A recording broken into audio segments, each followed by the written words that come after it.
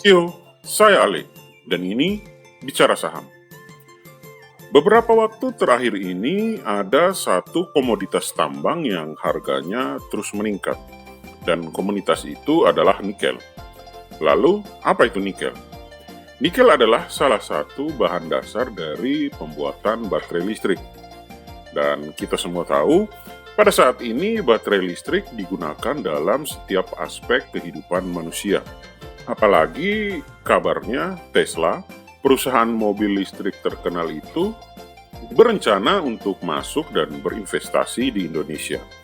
Hal ini membawa sentimen positif bagi emiten yang berhubungan dengan nikel, yang salah satunya akan kita pelajari kali ini. Yuk kita pelajari. We think it's the banning of free speech. The First Amendment protects material. Emiten yang akan kita bahas kali ini adalah PT Vail Indonesia. Emiten ini didirikan pada tanggal 25 Juli tahun 1968. Dan kemudian mereka melakukan penandatanganan kerjasama dengan pemerintah Indonesia untuk konsesi berjangka 30 tahun sejak dimulainya produksi komersial. Dan pada tahun 1978, emiten ini mulai melakukan produksi komersial. Pada tahun 1990, perusahaan ini IPO dengan melepas 20% dari sahamnya ke publik.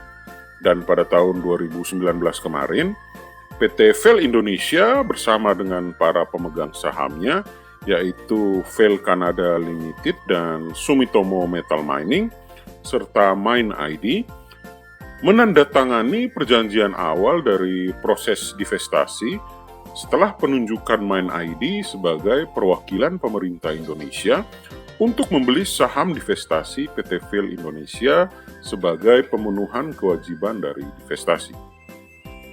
Per annual report tahun 2019, wilayah konsesi dari Vail Indonesia adalah seluas 118.017 hektar yang terletak di 3 provinsi, yaitu Sulawesi Tengah, Sulawesi Tenggara, dan Sulawesi Selatan. Mari kita lihat jumlah aset yang dimiliki oleh Vail Indonesia. Dari data yang telah dikumpulkan oleh tim riset Ale Bicara, aset dari Vail Indonesia adalah sebesar 33,8 triliun rupiah per laporan keuangan kuartal ketiga tahun 2020, yang terdiri atas 29,9 triliun rupiah ekuitas dan 3,8 triliun rupiah liabilitas. Aset ini bertambah 2,9 triliun rupiah jika kita bandingkan dengan jumlah aset pada laporan keuangan kuartal keempat tahun 2019. Peningkatan aset ini disebabkan oleh meningkatnya ekuitas sebesar 2,9 triliun rupiah dan berkurangnya liabilitas sebesar 45 miliar rupiah. Yang menyebabkan bertambahnya ekuitas ini adalah karena meningkatnya nilai saldo laba yang belum dicadangkan. Pada kuartal keempat tahun 2019, nilainya adalah 1 miliar 500 juta US dollar. Dan pada kuartal ketiga tahun 2020 ini, nilainya bertambah menjadi 1 miliar 576 juta US dollar. Peningkatannya adalah 76 juta US dollar atau setara 1,1 triliun rupiah.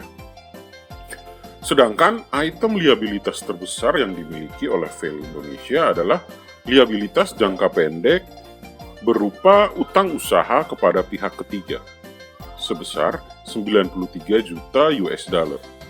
Utang ini berhasil dikurangi karena pada kuartal keempat tahun 2019, jumlah utang ini adalah 95 juta US dollar. Penurunan jumlah utang ini sebesar 1,9 juta US dollar atau setara 29,6 miliar rupiah. Untuk hutang jangka panjang, jenis liabilitas terbesar dari Vail Indonesia adalah pajak tangguhan. Jumlahnya adalah 54,7 juta US dollar. Jumlah ini telah berkurang jika kita bandingkan dengan kuartal keempat tahun 2019, yang mana jumlahnya adalah 80,4 juta US dollar. Untuk rasio likuiditas dari Fail Indonesia, cash rasionya adalah 258%, quick rasionya adalah 387%, current rasionya adalah 477%, dan rasio debt to equity adalah 12,8%. Ini berarti jumlah kas dari Fail Indonesia cukup untuk menutupi seluruh utang jangka pendek yang menjadi kewajiban dari perusahaan. Dan untuk seluruh hutangnya pun, kita tidak perlu khawatir, jumlah utang dari Fail Indonesia tergolong kecil, yang mana hanya 12% dari total ekuitas yang dimiliki oleh perusahaan.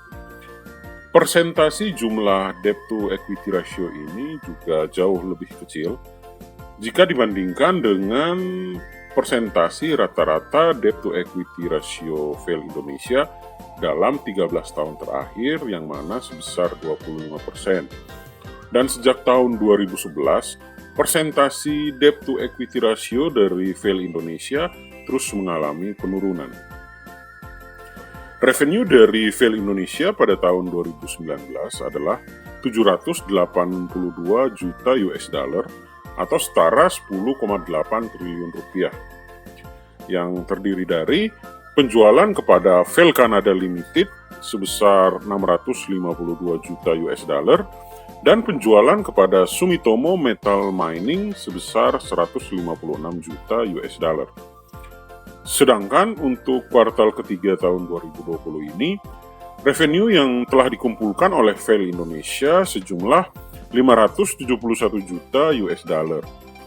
Revenue ini meningkat 64,5 juta US dollar jika dibandingkan dengan revenue di kuartal ketiga tahun 2019, yang mana sebesar 506,4 juta US dollar. Dan terbagi atas, penjualan kepada Fail Canada Limited yang meningkat dari 405 juta US dollar ke 456,6 juta US dollar, dan penjualan ke Sumitomo Metal and Mining yang juga meningkat dari 101,3 juta US dollar ke 114,3 juta US dollar. Ini menyebabkan proyeksi revenue untuk tahun 2020 adalah sebesar 759 juta US dollar atau setara 11,2 triliun rupiah. Bertambah 4% dari revenue di tahun 2019. Potensi peningkatan revenue di tahun ini adalah sebesar 404 miliar rupiah. Pada kuartal ketiga tahun 2020 ini, laba bersih dari Fail Indonesia telah mencapai 76 juta US dollar. Lebih banyak dibanding laba bersih pada kuartal ketiga tahun 2019, yang mana hanya sebesar 160 ribu US dollar. Hal ini disebabkan oleh meningkatnya pendapatan penjualan, meningkatnya pendapatan lain-lain, berkurangnya beban usaha, meningkatnya pendapatan keuangan, dan berkurangnya biaya keuangan. Oleh karena itu, maka proyeksi laba bersih dari Fail Indonesia untuk tahun 2020 ini adalah sebesar 1,5 triliun rupiah. Laba bersih ini meningkat 715 miliar rupiah dibanding laba bersih tahun 2019. Untuk value dari Fail Indonesia, per akhir kuartal ketiga tahun 2020, ekuitasnya adalah 29,9 triliun rupiah. Harga sahamnya adalah Rp3.560 per lembar saham. Nilai buku atau book value adalah Rp3.015 per lembar saham. Nilai price to book value adalah 1,1. Dengan laba per saham sebesar Rp152, maka nilai price to earning ratio adalah 23,3. Besaran laba per saham itu menghasilkan net profit margin 13%, return on equity 5%, return on asset 4,4%. Untuk dividennya, Fail Indonesia tidak lagi membagi dividen sejak tahun 2015, dan untuk tahun depan juga sepertinya belum akan membagi dividen.